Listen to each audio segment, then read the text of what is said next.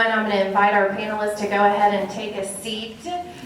Thank you all for being here, and thank you, Dr. Harris, for remarks from the college, and certainly a treat to get to partner with all the ways that we do for the Chamber and the St. Jacinto College. It's really a privilege for me to sit in this seat, no pressure with these three accomplished women, to try to moderate them and not be able to take notes and record everything and learn at the same time. So thank you all for being here. You saw the video. We certainly could spend our entire time probably just going through their list of resumes and accolades and honors and professional accomplishments. So we certainly don't want to spend all of our time doing that. But as Dr. Harris said, Breakfast with Champions is really the brainchild of our chairman, Kim Phelps, who is sitting in a wreck and devastated that he's not here because he has been looking forward to this. So he will join us shortly. But it really was designed to help connect our members in a new way, as well as help share the stories of success of accomplished leaders in our community and help tell those stories. And so we are delighted to have you all here today. And so across the room, just like the Chamber, we have a mix of industry representatives, different people representing various points in your careers, some students, and so there's only one thing we have in common. Everybody started somewhere and has all had that very first job. So think about what that very first job was. And so I thought I would ask each of our panelists to share with us your very first job, and maybe how many different places, not all the places, because we'll be here all day if they tell us every place they worked, but tell us your very first job and maybe how many different companies you worked for before leading you to where you are now. Whoever wants to start. My first job was McDonald's. I was 12 years old. I still work there today. And I only had one other job.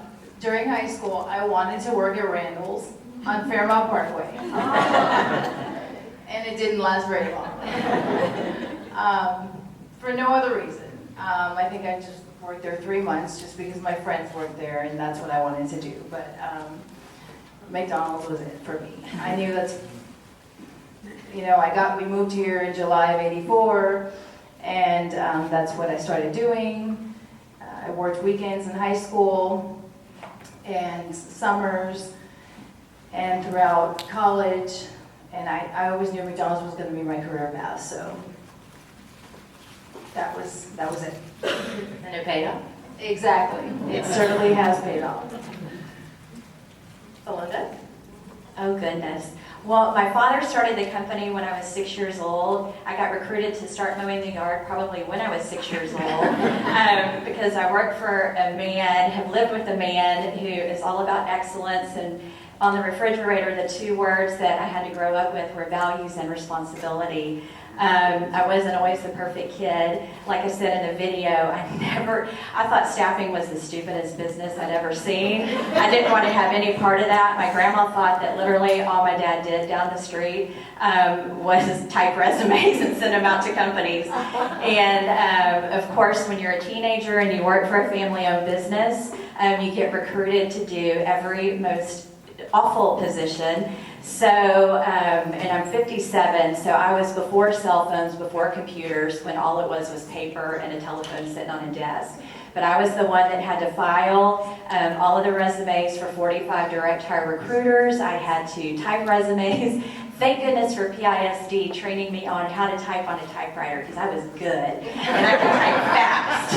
And so that's what I did. And then of course when I got a little older, when I was 18, during the summers I would have to go to work on all the companies we work with are great and wonderful, and all the jobs are great, but I would get recruited to go on the really hard jobs that nobody else would want to go on. And of course I went to college, graduated from college. One of the best jobs that I ever had was I was a chapter consultant for my sorority, and I was one of 5 people in the nation that was selected to travel across the nation after college.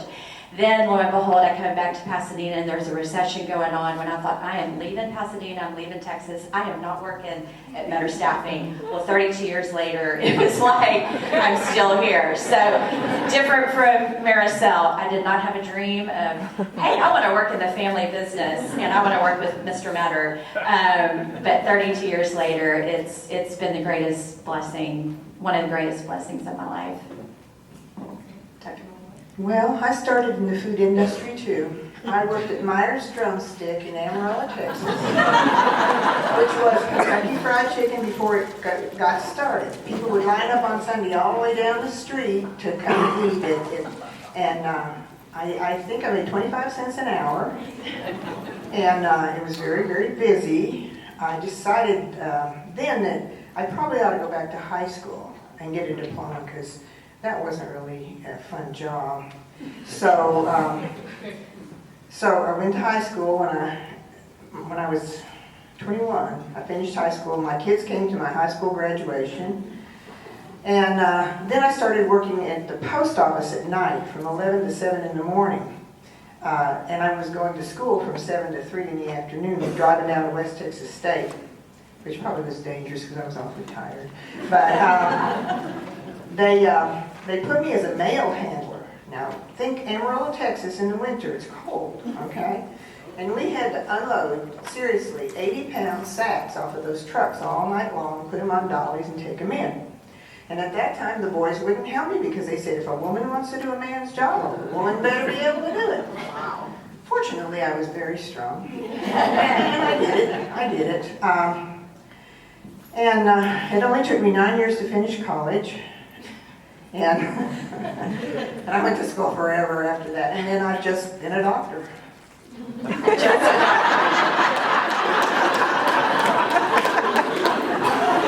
follow that? So obviously on each of your very different journeys and opportunities that you had to have developed leadership principles that you were able to execute throughout that journey. So maybe share with the group, what are 3 to 5 leadership principles that you have implemented and executed over your years that helped you achieve the success to be just a doctor and a business owner and a president and CEO?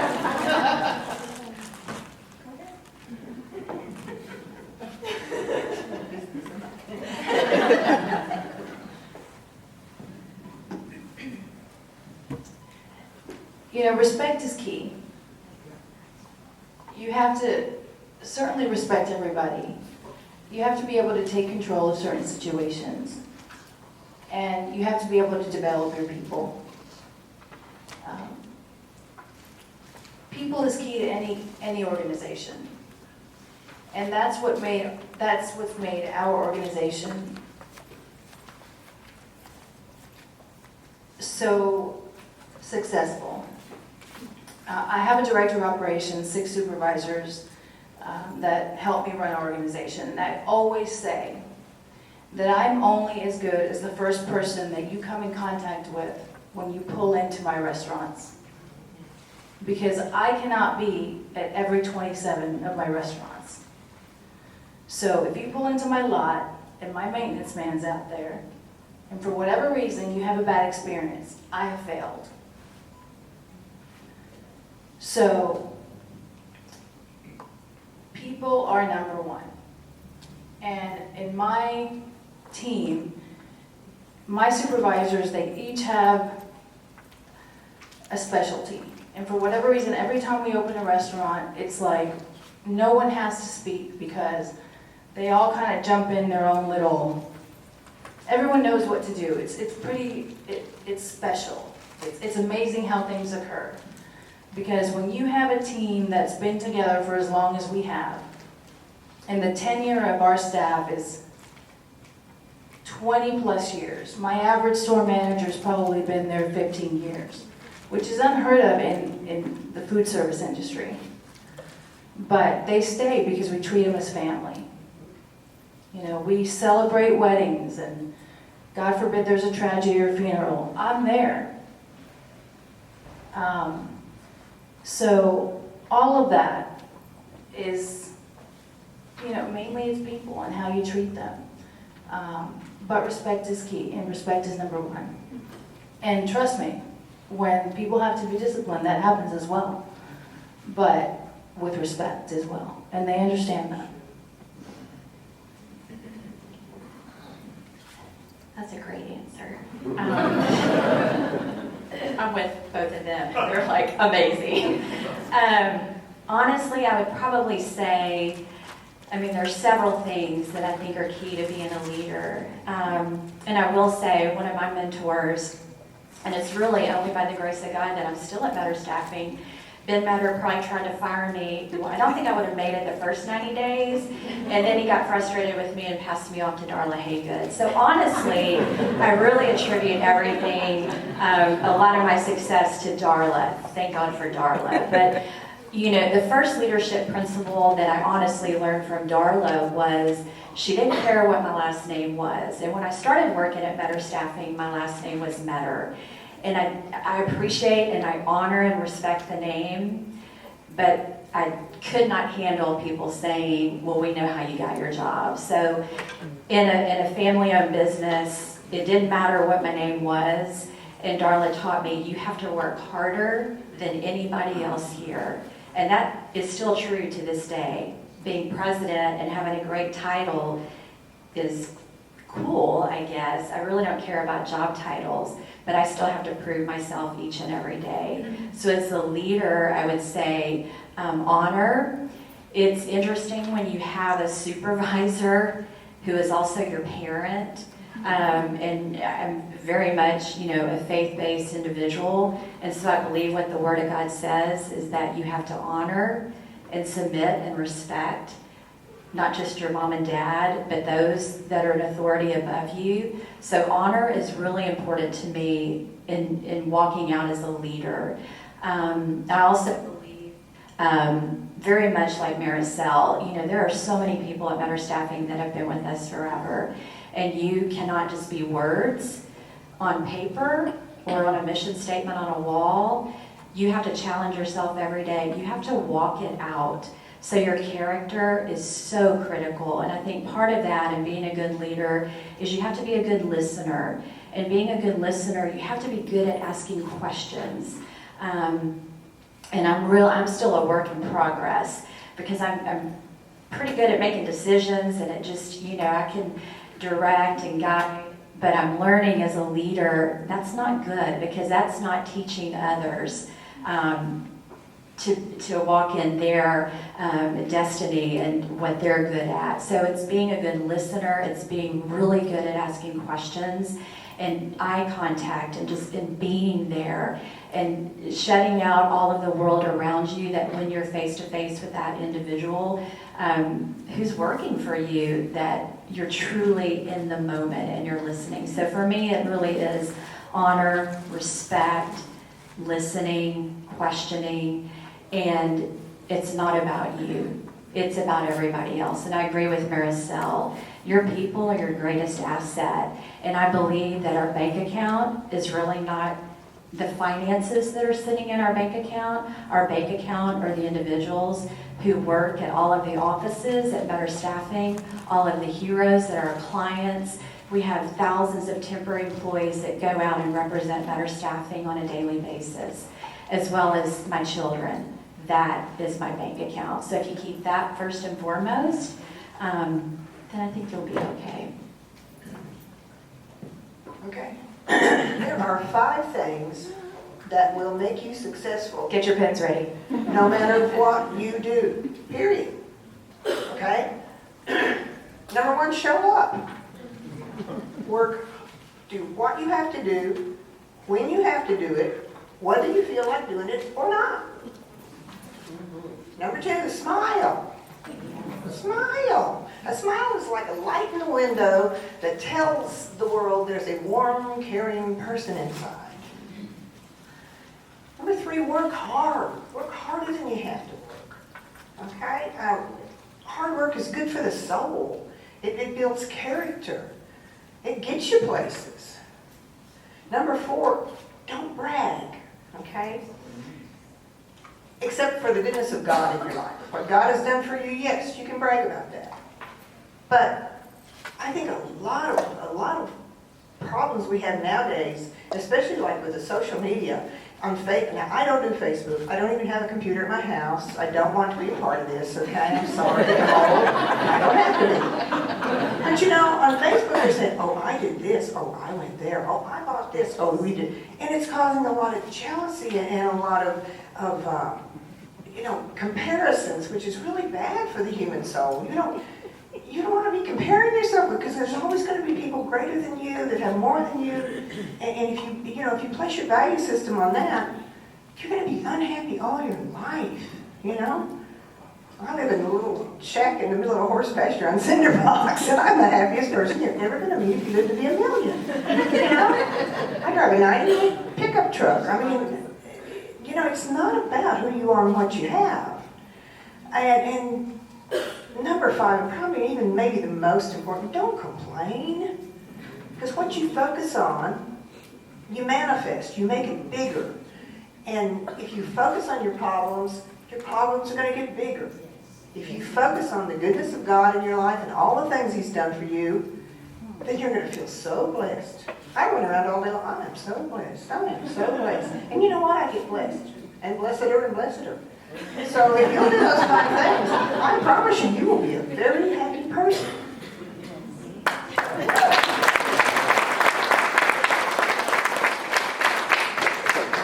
So one of the things you mentioned was about your values, and one of the things that we have been working through this year is the implementation of a new program called Impact Pasadena, and it's our leadership program, and we have several of our participants here, but they have been on this journey of identifying their own core values to them, and so I would love to hear from our panelists, what are your core values? And so I think that's different from leadership principles because it's how you base decisions and it's who you are at your core. And so what core values can you share? Maybe we'll start, Dr. Melillo, why don't we start with you this time?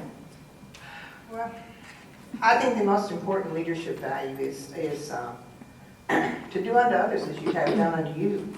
Treat people with kindness and respect. They'll do 10 times more for you.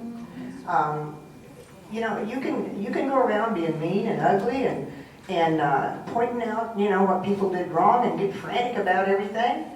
Or you can try to always look for the good in what that person does. Try to magnify that. And there are people that are just not going to do good, no matter what you have to do. But be kind to them anyway. You can fire somebody and be kind to them. Say, gosh, I really like you, but this is not working out. So we're going to have to, just be nice. And people will do 10 million times. I learned this in medical school and in residency. Be nice to the nurses. They can always hurt you more. And at Bayshore, I've been at Bayshore since 1983. I've always gone out of my way to be kind to the nurses. They will move heaven and earth to get me on the schedule. They will make places for me that don't exist. But I've always treated them with the utmost respect. I'm part of a team. I may be the captain of the ship if it goes down, but if not, we're together, and be calm and be kind. That kindness is something lacking in our society today. She really hit it on the nail there. But just to always be genuine, sincere, respectful. And, I always look back and think, I would never do unto anybody else as I wouldn't do to myself or to my own children and my own family. That's really good stuff.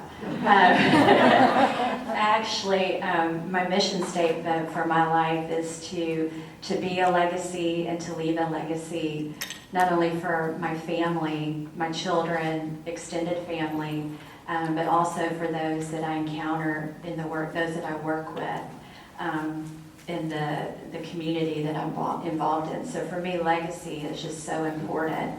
I have 3 core values, one of which is, as for me, what God says is true. The other one is, through every situation, good or bad, always learn. I'm a big learner, never stop learning. You never wake up one day and know it all. And then my third one is I'm a big encourager. I love building people up. And so for me, it's also similar to Mariselle, be genuine and sincere, but it's to encourage, it's to build up others. I would rather take people into the balcony versus tearing them down and taking them to a basement. So for me personally, it's just very important to build people up. That's good. Out of curiosity here in the audience, how many of you in the audience manage or lead a team of people? Okay, so probably about half. So talking about encouraging others and how important people are to each of you and respecting other people, maybe let's share some insight and wisdom on how do you take care of your team? What are some creative, tangible ways that you serve your people or lead your team from that standpoint? As far as rewarding, Sure, yeah. gosh, well, my mom just took my office staff to Miami. That's pretty good. She does it on a yearly basis. She has a condo out there, so they had a great time. Other than that, we do Thanksgiving dinner as a family with all of our restaurant managers, Christmas dinners. We celebrate, not actually New Year's Eve, but like a New Year's celebration. We do different little special celebration days, let's say, where we do special treats that we may send them as surprises.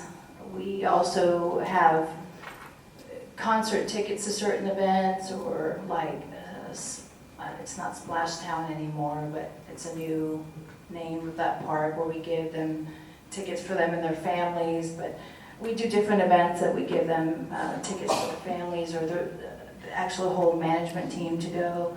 But we do lots of different events where the whole restaurant manager can go. Sometimes we also do like bowling competitions.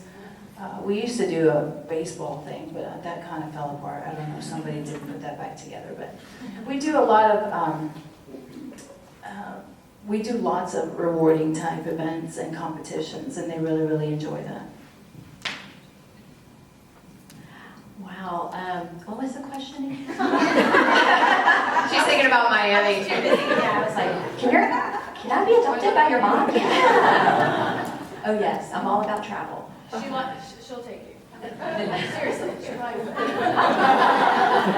Sign me up. So I guess the question was, what do you do for your team? How do you care? A lot of the same things that Mariselle said, just the tangible type of things, rewards. Everybody loves a bonus and things of that nature. And the Astros fans in our company love being able to use some of the Astros tickets. But honestly, I would say it's kind of like what Mariselle said earlier. When you have a group of people who have worked with you for a long time, you live life together. And you have babies, you get married, so you have weddings, you have baby showers, lots of baby showers, lots of bridal showers, 3 baby showers. We hired a lot of new young people, so now we're back in the mode of everybody's having babies again. So lots of showers. The hard ones are when you've been to somebody's wedding years ago, and then they're coming to you and they're experiencing a divorce. And you've seen people have their babies and their children grow up and their children pass away or their spouses pass away. So to me, it's the intangible things that you do as a leader or as an organization where you show real care and concern, because those are the moments, and actually I want to tear up, it's when you get a phone call, and I think about Darla, and normally it's Darla will call Ben, and then Ben calls me, and all of my thinking and preparing for the day is always getting ready in the bathroom, and you get those phone calls that some tragedy has happened to not just one of your coworkers, but truly to one of your family members. So it hits you in the gut, and you have to continue running your business because you can't just, shut down. So you have to keep things going in the middle of a tragedy. And I've never seen, I'm sure all of you work for organizations like this, but I've never seen a group of people at Meador Staffing that truly rise to an occasion in a crisis or one of their coworkers' trials and tribulation. And I will say too, the one thing that, boy, Darla, you're just getting all the accolades, man. So everybody thought I was going to come up here and talk about Mr. Meador, but he's great and wonderful. But one thing that Darla taught me is, you are an amazing lady. oh, she is. One thing that she taught me was, and I still do it to this day, is I'm big on text messaging, but to me what's important is a handwritten note. And I probably have a bazillion cards from Darla, but I will say that's one thing she taught me is you write a thank you note to every customer that you meet. And so she drilled it into me. You write a thank you note for every gift you get. And I will say that has stuck with me to this day. And I believe that shows care and concern. And yet again, another way to build your employees up is just to put into words what you see in them that they don't even see in themselves. Well, I'm really not in charge of anybody but me. and at my office, my granddaughter Barb, the gramager, she tells me what to do. So, no, one thing, how, to me, I relate, like with my patients, medicine has changed so much now. People don't listen to patients anymore. I hear that all the time. Patients come in and they say, well, I've got 12 minutes, and if I ask a question, I get charged extra, and nobody, and I've learned over the years, if you will listen to what's going on in that person's life, so many times you can figure out that what's wrong with them is not really what's wrong with them. Especially when I was doing general surgery. I mean, people, the internist would send them to me for severe abdominal pain, and we'd sit and we'd talk about 30 minutes, and their children are doing drugs, and they're so distressed and everything. And when we would talk, and then you go, how's your abdominal pain? Well, it's getting better. No one listens anymore. And I think I have people I have seen seriously for 35 years. They come back every year. They don't really need to come and see me. Come on, but they come to see me because they want to talk to me. They want to talk to me and get my advice. And I love these people. I love these. It breaks my heart. They're all getting old like me, though. But no, I think in any situation, it doesn't matter. Always be kind. Be kind and listen, and don't let medicine become a business. Where you just like an assembly line. You go in, you check, boom, and you're out of there. People gotta listen. That would be my only leadership if I was a leader. Well, you mentioned listening, and that's come up a couple of times. And so part of the impact journey has been having mentors pour into the lives of our impact participants. And Melinda and Mariselle have served as a mentor to that program. And so certainly you all have done some listening over your careers. And so what can you share about how to find a mentor, and what has a mentor for you? How has that impacted your life? Mentors come into your life sometimes when you least expect it, quite frankly. I've had mentors come into my life in business, through McDonalds, sometimes sitting on a national economics committee. When I least expected it, it could, it doesn't necessarily have to be somebody older. It could be somebody your age. Could be somebody older, it just kind of depends. I found a mentor that was a second generation owner-operator just like me, from California, and she's a great mentor. We became really, really good friends. I would not have met her otherwise had I not sat at this committee. You can find mentors, sometimes searching for them, sometimes not. But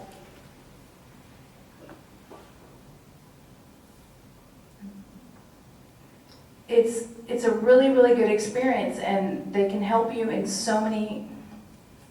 staffing industry. And I look back and I'm like, why did they pick me? I was very young.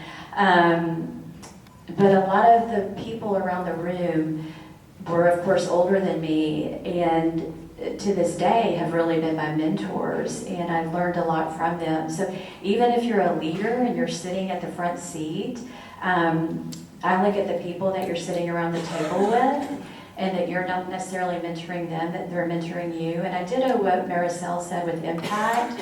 I can't say this enough, what a blessing it has been. Thank you, Alicia and Ken, and the participants. I see your faces. I have learned more this year, not as a mentor, mentoring somebody, but I truly feel like the tables have been turned, that y'all have really been the ones to mentor us. And so for that, I'm just extremely, extremely grateful and very humbled. I have learned so much from each one of y'all. And when they, pick up the phone and ask, hey, can I come and meet with you? I'm the one asking them all the questions and really learning from each one of you. So I think you just have to have your eyes open and look around, because mentors are everywhere. I do agree with that. I think everybody's a mentor. And you can learn from everyone. You can learn what you don't want to do as well as what you do want to do.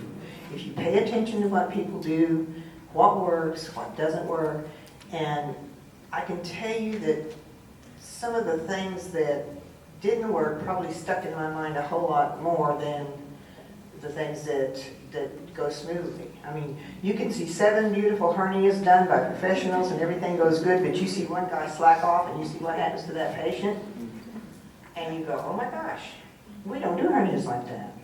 I had another incident. One of our staff guys, now mind you, this is in the 70s, okay, that decided they could put a colostomy bag together without cleaning out the valve. They thought, well, it's not necessary to clean out the valve. And I went, oh, okay, because we've always taught, you clean out the valve before you hook up the colostomy. Well, being the resident, I took care of this poor guy for months in the intensive care and set his colostomy bag up. And I'm telling you, I would not touch a colon without having it really prepped. So that's an experience. But, if you watch what people do, study what people do, does it work? Does it work, If it works, adopt it. If it doesn't work, stay away from it. And you can sure learn a lot more from people who do the wrong thing than people who do the right thing. So, pay attention. That's good. Good stuff. Some things I didn't think we'd cover. What you get for asking a surgeon. We like to be diverse in our conversation, and I think it is helpful. No, seriously, I think this is all such great things. When I think about some of the stories that you've shared, challenges and trials and crisis and tragedy, it's a part of the world that we live in, unfortunately, or fortunately, however you look at it in terms of God's sovereignty. But, I'm curious if you could share maybe an example of a challenging situation that you were in and how you worked through it. Melinda, you want to go first? I was like, please don't ask me first. Wow. Well, by the time you're 57, you are going to have experienced not just 1 or 2 challenges, but a lot of challenges. Trials and tribulations are just part of life. So young people, get prepared, because whatever's on the inside in a crisis is going to come out. Professionally, there's really 2 great challenges that I had the opportunity to experience. In 2016, March the 9th, 2016, our computers crashed. And that was our software. So our file servers burned up. So just picture that you have no computer system, you cannot do payroll, you cannot invoice, you cannot match people to jobs. And that's when really poop hit the fan. And when you really saw like who has great ability to rise the occasion. And I do think there are certain people who really are gifted for a crisis. And those are the people you want to know who they are, because they're the ones who don't get emotional, they don't lose their minds, they don't run around, the sky is falling. They keep their wits about them, and they have one mission and one goal. And that was really my first opportunity where I actually even looked at Ben, who's the CEO of our company, and he was kind of like, and I went, oh goodness. And he said, you're in charge of this. Okay. So I just remember that going through that particular crisis, I said, okay, we got one mission. First mission is nobody communicates outside of this company. Nobody on the outside knows what's going on internally at Meador Staffing. So we continue 8 to 5 doing what we do, doing it well. And that's finding people for clients and all of the staffing piece. And it's like, and it was also spring break. So 9 of our key people were literally going out of town. So, and the second thing was we have a payroll to meet, and this is our mission. We have thousands of people whose lives depend on that paycheck. So we are going to solve this problem. We will have a payroll that's going to be run. Who's with me? So everybody was on board. Lots of prayer, lots of conference calls. I would get the team together every morning. Here's our mission and our vision. Where are we at? That's where it really takes a project manager type mindset. But we worked around the clock for, I can't begin to tell you how many days, months, and the outside public never knew. We had to rebuild a database. We finally got our computer system up, but it only went back to December 2014. We had to re-enter literally, I think it was 18 months of data. And that was really the first time, even looking back, that Ben said, I didn't think we were going to make it. And that is the lifeline to your business. So that really could have taken us out. Hurricane Ike was another one. It took out our corporate office. We had to move around for 6 months. Everybody that worked there for, 6 months, we were all out over the place. So there's a lot of challenges. There's personal challenges. I have 2 adopted children. I always ask my kids if I have permission to share their stories.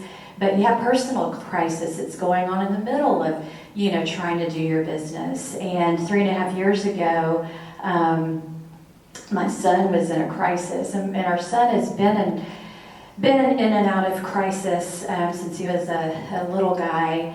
But 3.5 years ago, it got pretty serious, and our son tried to commit suicide multiple times.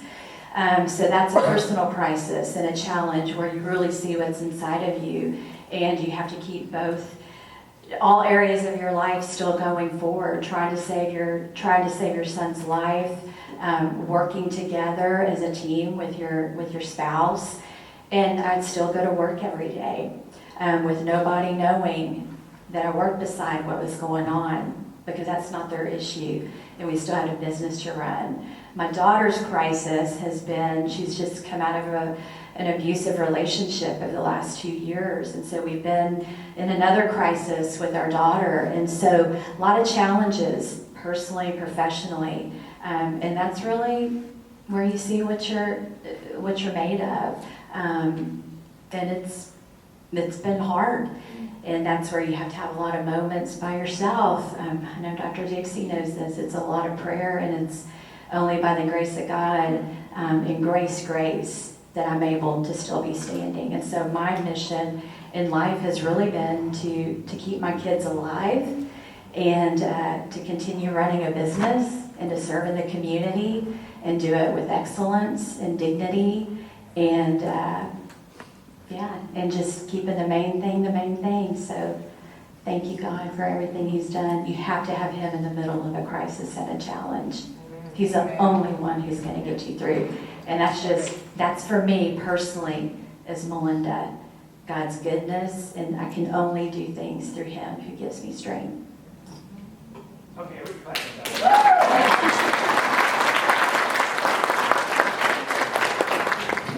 Absolutely. I didn't cry. For me, 2001, I was 20, Something. I was 10. no, I was 29. I had to think back. My dad, I got a call from McDonald's Corporation. My dad was at a meeting, and he was being taken to the hospital. They thought he had had a heart attack. And it turned out that he had had an aortic aneurysm. And he was being life-flighted to Methodist Hospital and had to have emergency surgery. So ultimately, he recovered, he made it through the surgery, and he was 2 months in intensive care. So pretty much, literally, my life within a moment in time was, you wake up, your life's perfect, the next minute your life is totally upside down. My mother, so pretty much my dad is fighting for his life. My mother is in the hospital with him for 2 months. And I am taking over the business literally overnight. Even though I had been working in the business, my parents were completely involved. And even though I was working, they were working alongside me. At that moment, we only had, I believe, 8 restaurants, but there's growing pains at certain numbers in this business. And for some reason, those tend to be around 3, 6, 9, 12. And then for some reason, after 12, it kind of subsides a little bit because you have a certain number of people. So I had a daughter who was 4 at the time and a son who was 1. So here I am trying to deal with family, my mom, my dad, business, and McDonald's Corporation. And so I have to be a leader for my company, and I have to make McDonald's Corporation, I have to make sure they know everything is perfect. And nothing has changed. So I'm working all day in the business because I want to make sure my employees know everything's fine, everything's okay. Of course, everybody on my business side, they're all working as hard as can be. After I get off of work, I'm at the hospital till like 10 o'clock at night, and then I go home to my family.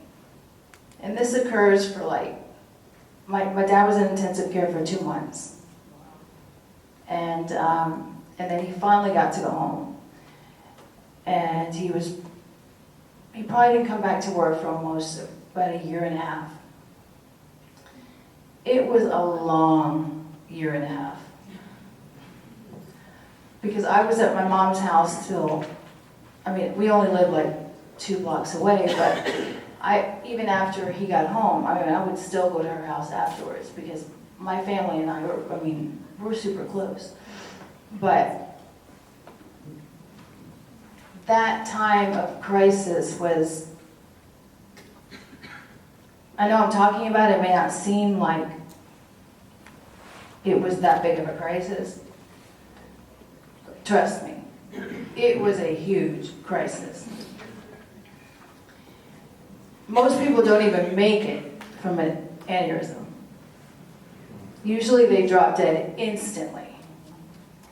And just that moment in time when he's in the hospital, we're waiting for life flight to land because he had to go to a little hospital off 1961st. They thought he was having a heart attack, and I'm standing at that door of the hospital, and that doctor, I literally see him run around the corner, and he's saying, we got to get him out of here, when they realized what he really had. I still have that vivid image in my mind, and he made it, and he eventually died of a secondary aneurysm in 2005. But it was just a horrible, horrible experience. A big learning experience, no doubt, but I mean, losing a parent is a tough experience regardless, but a good learning experience for me at that time and that age.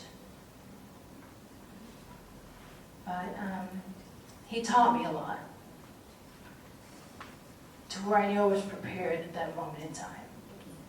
And everything turned out perfectly fine. And I was ready for that moment and that test. And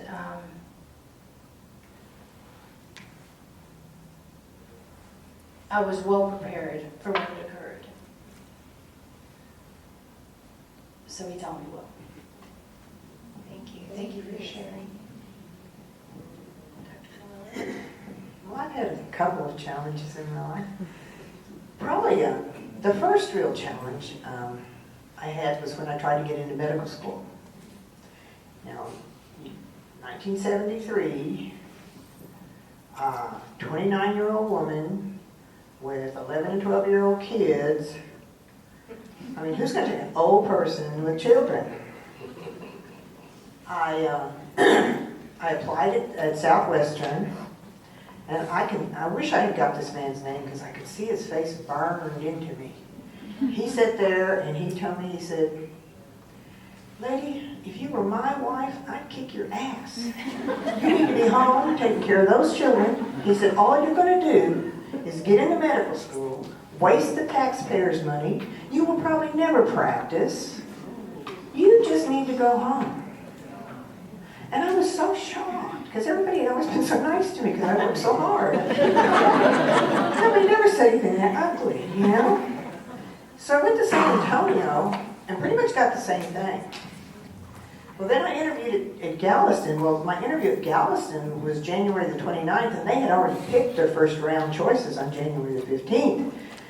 And I went down there, and I really am German. And you get me German going, and I can be mean. And I didn't go to their little "how wonderful my school is" on the presentations. I walked into Dr. Lorentz's office, little pediatrician. He probably didn't come to my nose. And I said, "Look here, I'm not here to have you tell me why I can't go to medical school with these children. I went to high school with these children. I went to college with these children. And I can dang sure go to medical school with these children." And I said, "If you don't let me in, I'll go back and I'll get a master's and I'll reapply. And if you don't let me in, then I'll get a PhD and I'm going to medical school." And he said, "Whoa, lady, whoa." I didn't even say hello. So I said, "Well, I'm just tired of people telling me I can't do things because I have children." So we sat down, calmly talked, and I was going, I can't believe I said that. I'm really not like that. And he says, "Well, you know, when I go to bat for people, they usually get in." And I thought, yeah, wait. February the 15th, I got my letter, "Come down to Galveston." So that was the first real challenge that, and that was a God shot. That had nothing to do with me. God shot. At the hand of God, you know, God said, "Okay, let her in now. I have things for her to do in that area." And so, I mean, I know that was totally the hand of God. It wasn't me, because there's just no way they're going to let an old woman with children in at that time. And for some reason, I decided I wanted to be a surgeon. And that was really interesting, too, because they'd only had one woman in their surgery program at Galveston when I applied, and they really didn't want a second one. But they couldn't really keep me out because I had worked harder than everybody, and I never talked back to them. I just took their insults, and I was a very good student. So they had to let me in. But the first week of my internship, okay, you want a challenge. One of the staff guys, the big staff guy, sat down. He called me to his office and he says, "Dr. Melillo, so you want to be a lady surgeon?" I said, "Oh, yes, sir." And I had just gone to Kmart and I had bought my little shirts and my little slacks, you know, and my earth shoes so that my feet wouldn't hurt. He said, "Perhaps you ought to look like a lady." He said, "Perhaps you ought to wear high heels and dresses." Well, perhaps doesn't mean if you want to. If you want to stay in the program, perhaps. But I was just devastated. So I went back to Kmart. I brought me little skirts to match, and I bought high heels that were sturdy, because I knew I was going to have to. So for 5 years, I did everything the boys did, and I did it in high heels. And my Ginger Rogers, I didn't have to do it backwards, but I did it. Climbed stairs, did codes. And if you can imagine doing a code with your hanging out in the back, it's just not pretty. But honestly, though, everything happens as it should. And him making me dress up like that turned out to be one of the greatest blessings, because all the patients thought, because I was so old anyway, but they thought I was like the boss. They would tell me things that they never told the other residents and interns. And when the big boss came around, I always ended up looking so good, And actually, it was a good thing. At the time it seemed very painful, and I felt very, put upon. But it turned out to be good. Probably the third challenge was when I came to Pasadena. Now, I love Pasadena. I have lived all over the world, and there's no place I like better, and it's very hard to get me to leave even to go downtown. But convincing, Pasadena in '83 was sort of a redneck place, The women were supposed to stay home and clean the double wide, And to see a woman wielding a knife was very scary. And, I had a revelation this morning. It was so funny when I was thinking about this. The anesthesiologists were afraid to work with me because they didn't think a woman could cut and sew. Oh my gosh, because if a surgeon gets you in trouble, then they get in trouble too. And I remember Buford Wells. We have been the best of friends forever. But when I first got in there, he asked me, like I was a medical student, what's this patient's age? When did you do this? How many medicines? I had to know all the medicines by memory. I had to know everything about that patient, and he just would question me, and I always knew, and I did okay. And so, we got to be the best of friends. But Dr. Kane and Dr. Collada, I don't know if any of y'all remember them, but they were the big surgeons at Bayshore. They were the men. And they were so good to me. They invited me in to help them all the time. They let me, cover for their patients when they got to know me. But it dawned on me this morning, I don't know if they were really being good to me or they just wanted to watch me operate to make sure I wasn't dangerous, because they would say, okay, now you do this suture, you do that, they'd be watching. But God bless them, when Kane and Collada said you were okay, you're okay. The rest of the internists jumped on board and really, supported me. I did when I first got here. I didn't put Dixie Melillo, I put D Melillo, and I still do, so that the patients wouldn't know that I was a woman until they got in the office. And a lot of the interns wouldn't tell them. They'd say, go see a surgeon, and they'd, give them my card. But because I noticed a lot of the men go, she's a woman. And I said, yes, Captain Obvious. But, I sort of grew up in the community, and they accepted me, and I had a real strong feeling that you don't operate on people if they don't need it. And back then, we did not have CAT scans and MRIs and all the sophisticated stuff. You had to examine the patient. You had a white count in their fever, and that's what you made your decisions on. And so many times, because I would talk to the patient, and I would find out they didn't absolutely need surgery, then they would start sending me more. But the internists would send me the patients that didn't need to be operated on, but they didn't want to say so, and they'd give the operations to the good old boys. But after a while, now I think I'm accepted, so. I had a few challenges. I'd say so. Each of you obviously successful businesswomen and accomplished, but you've all talked about being a mother and how that plays into some of the challenges you've had and the successes as well. And so I know we have some parents out here, so any advice or wisdom that you could speak over how to balance, because as I'm being taught and mentored and learned that it's not always about a work-life balance and that may not truly exist. And so how as a mom, and what can you share about how you balance your time between work and family?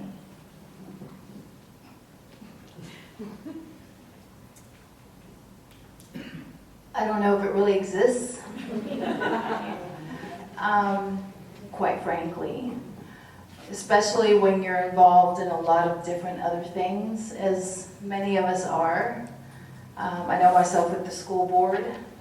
I know what they say, it's a meeting a month.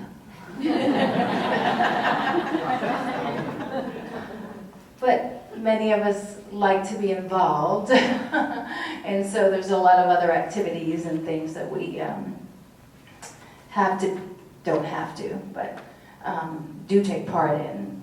So it's really about, I guess, finding, I don't know, the best harmony, I guess. And it's not just the school board, but I know I sit on a lot of other committees and different other things, not only with McDonald's, but other things that I'm involved in as well. So it just depends on the week. So I live by my calendar. I know I told you, I don't know if it was this or something, I think it was you, Melinda, actually, when you were talking about this. I said, I have to put it on my calendar, because if it's not on my calendar, I won't be there. So, literally, I live by my calendar. Not necessarily for family things, obviously, but because my kids come first. But it's my kids aren't a struggle and family isn't a struggle, but definitely when it comes to work events or school district events or whatever it is other than family, it needs to be on my calendar. So obviously, you know, some weeks may be a little bit off balance, but it's just kind of a flow, I guess. So it all works out. It does. And I know certainly when my kids were little, it was a little bit of a struggle, because I know when they were in elementary school, obviously there's a little bit more activities, you know, that required parents to be at a little bit more. Now that my kids are older, because my daughter has graduated from college this year, and my son graduated from CTHS, and now he's at Sam Jack. So they're a lot more independent. Yay! They take care of themselves. Now they just want money. So I'm at a different side of the scale than you are. So I'm at a different point in life than many of you are, I guess, at this point. They don't require my every need for everything. So, but it was different when they were small. But when they were little, I was there more. But it's just finding the right flow and, I guess, harmony to the schedule. But I always made it work out. I was always there for their school events. I was always a hands-on parent when they were little. So I never really missed very many events. Being from a family business, we always made it work. So it was never really an issue. I picked them up from school, and if for some reason I couldn't, my mom did or my dad did, but it was pretty rare that I was not there. Yeah, I'm under the personal belief that work-life balance, that's a lie. I don't believe in that. Everybody always asks that question. I'm just like, there's no such truth. And I think we have just, everybody's been trying to do that for the last 2 years, work-life balance. To me, that just creates a lot of guilt and shame and condemnation that puts on you. And I just believe life ebbs and flows. There are times when, I've shared some of the stories about my children, where your kids need you more and you have to be there. And I remember, one day having to call Ben, who's my dad. And like I said before, he treats me just like every other employee.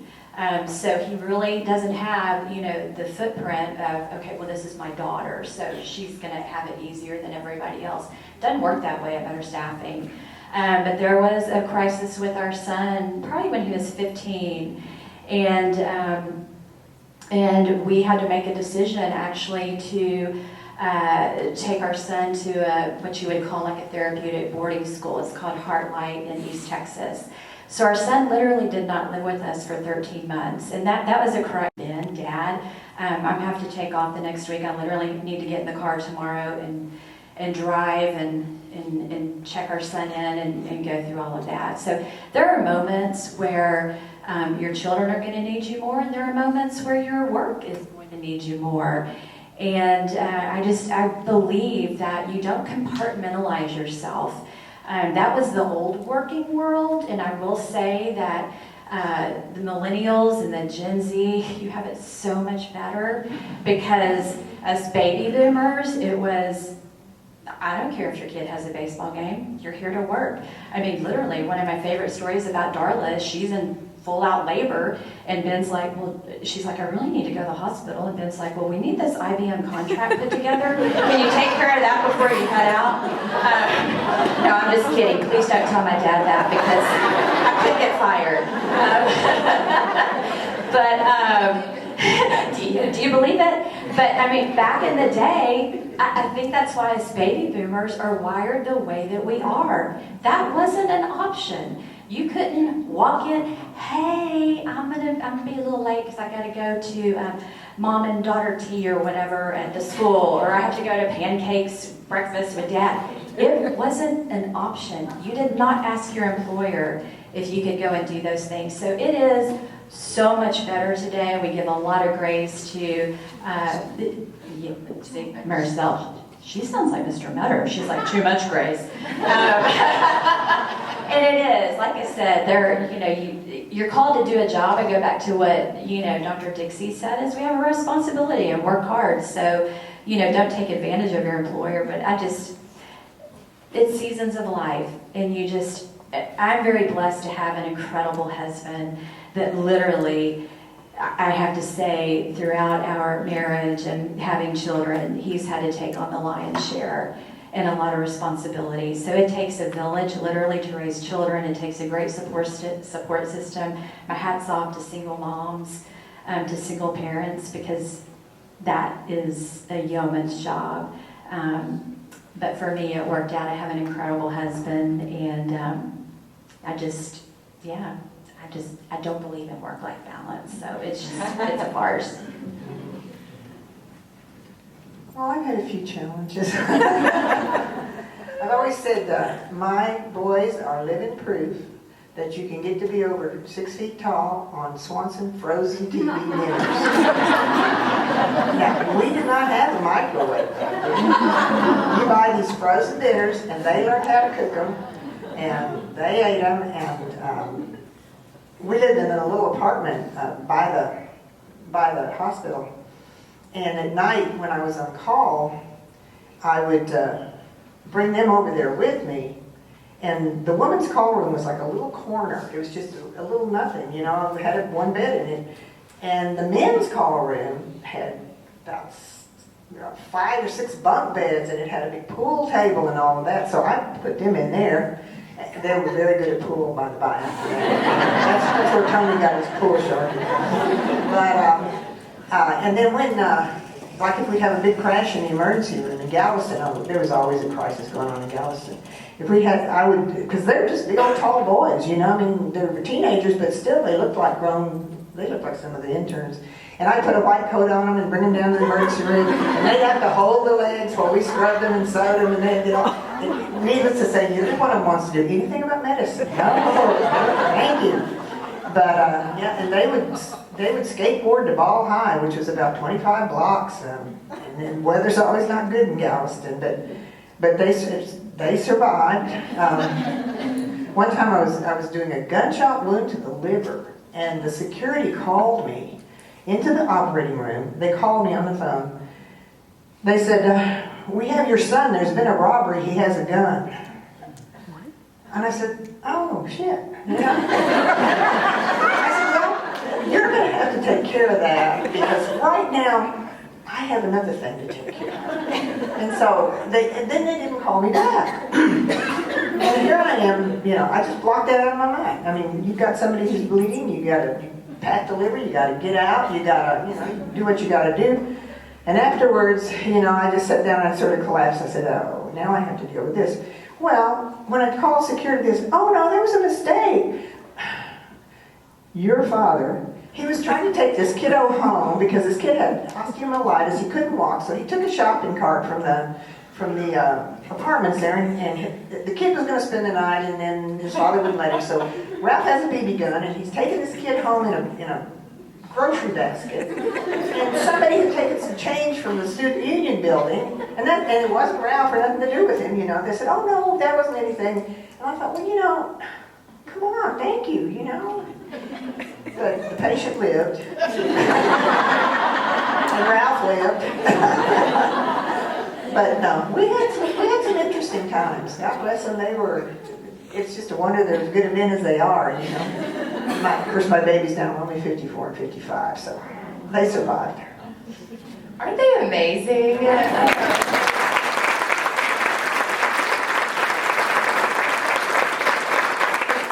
So many more questions to ask, and I'm going to ask one more, and we'll decide if there's time for some from the audience.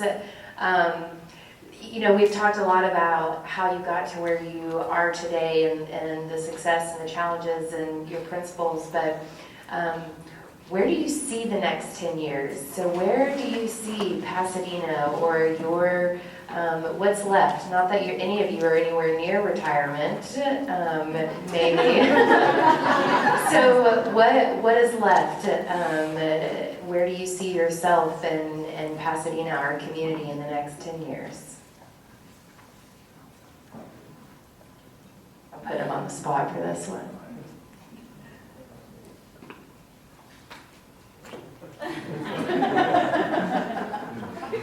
Dr. Melillo, you got any plans in the next 10 years? Yes, I do. I'm only 73. I'm going to work another 27 years, and then I'm cutting down to 3 days a week so I can camp.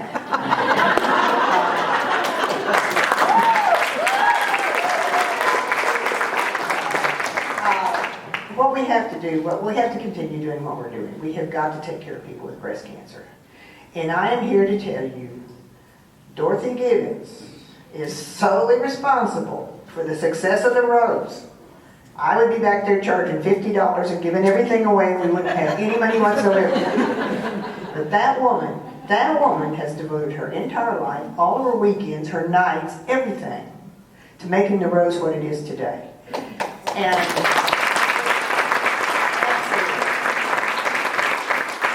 I have no business sense, in case anybody hadn't noticed.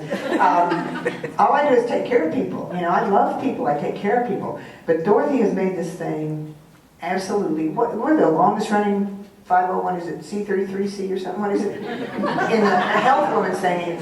You see why they don't let me get but no, I think our challenge, and Dorothy will agree, is breast cancer is escalating at an enormous rate, and we've got to keep doing what we're doing. We've got to keep diagnosing these people. We've got to take care of these people. And I know I'm going to devote my life, next 10 years or however many years God gives me, and with God's help, because God has had his little hand in this the whole way. I mean, I always say, he likes to use the foolish to confound the wise. That's why he picked on me. But Dorothy and I together, I don't think you're not retiring, are you? She's younger than me, but she doesn't dare retire. Anyway, we're not going to retire. We're going to fight the battle. We're going to take care of the women. We're going to make sure they're treated with dignity, which has always been our goal.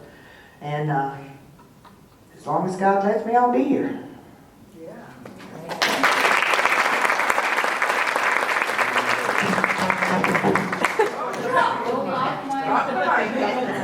Sorry about that. Rolled off my lap. Let's see. One of my greatest achievements has been to be able to serve on the Pasadena ISD School Board, because I'm a product of Pasadena ISD, and so has been my children.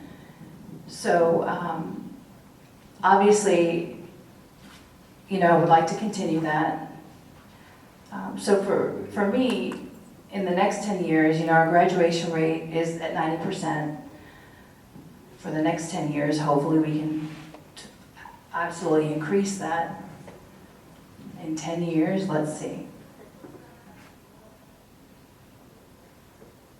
What can we do in 10 years? Every percent, obviously, is much higher. If we can do, what can we do, 4? That'd be pretty steep. That would be fantastic. But just continue to increase the achievements for our students. And I know we have lots of you right here. My daughter was from Memorial. I know all of you are. I wish you all much success. I don't know what grade you're from, but you have many successes in your future. Don't stop here. You've heard from all of us.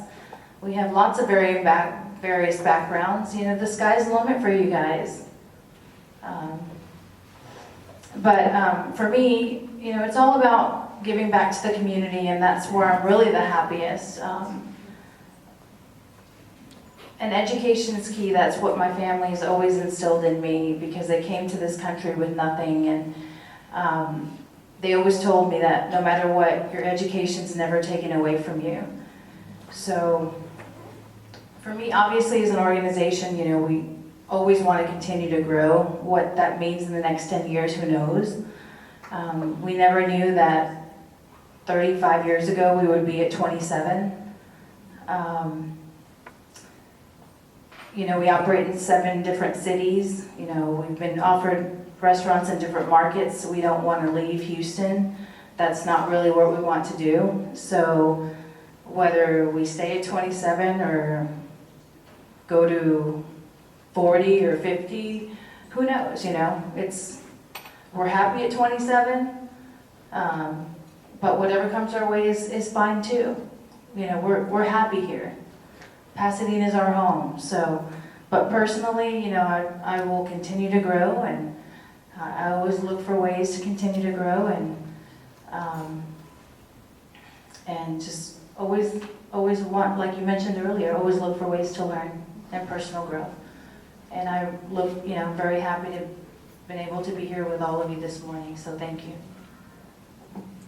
10 years. Well, Mr. Meador, the CEO of our company, will be 90. He will still be coming to work, I'm sure. So I've learned that, like Dr. Dixie and from Mr. Meador, retirement, that's not a word in the Bible, Melinda. I'll be on Medicare finally.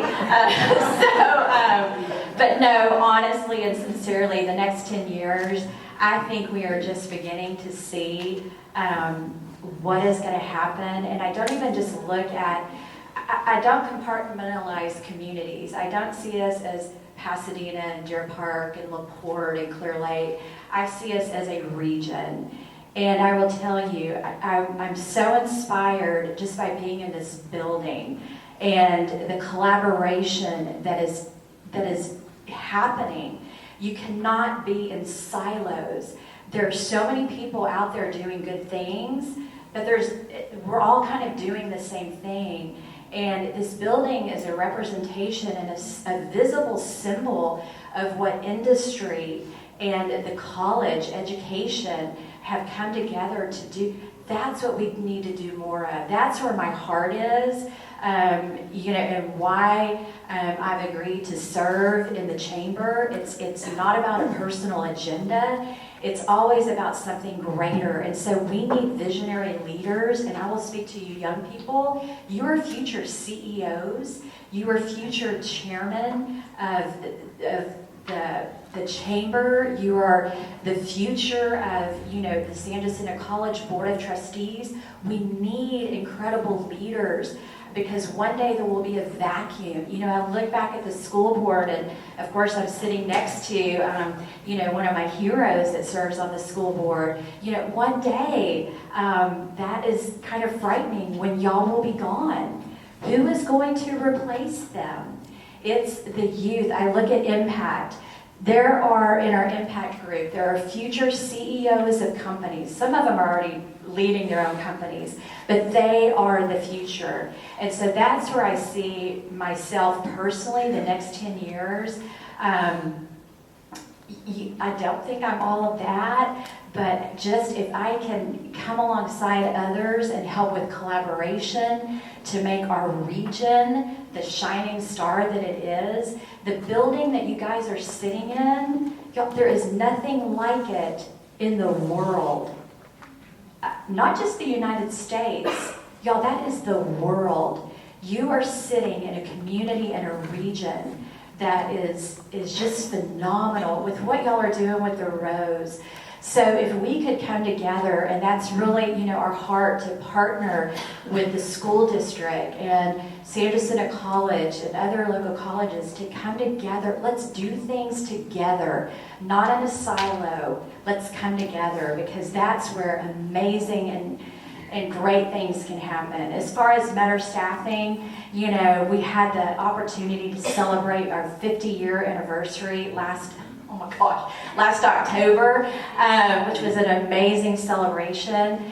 But I believe that Meador staffing is like, he's like Moses and Abraham. They didn't really start getting things done until they were 80 years old. And so I like that thought, yes. So I just prophesy that over Dr. Dixie. The greater things are yet to come, and I believe that about Meador staffing, is that even when Mr. Meador is not there, when I'm not there, there is going to be a whole other group of people who are going to take that place, and they are going to make it. My dream is, and we're getting close, to be in the upper echelon in that there's 162 staffing companies in the nation that are in the best of the best in the elite. And that's where my heart is for Meador staffing. That's where my heart is for the community. And each one of you sitting in this room, y'all make a difference. We need you. We need you in the chamber. We need you in the school district. We need you at San Jacinto College on advisory boards. You are needed. Whoops. I'm getting very passionate. But we need you. And I just believe the best is yet to come.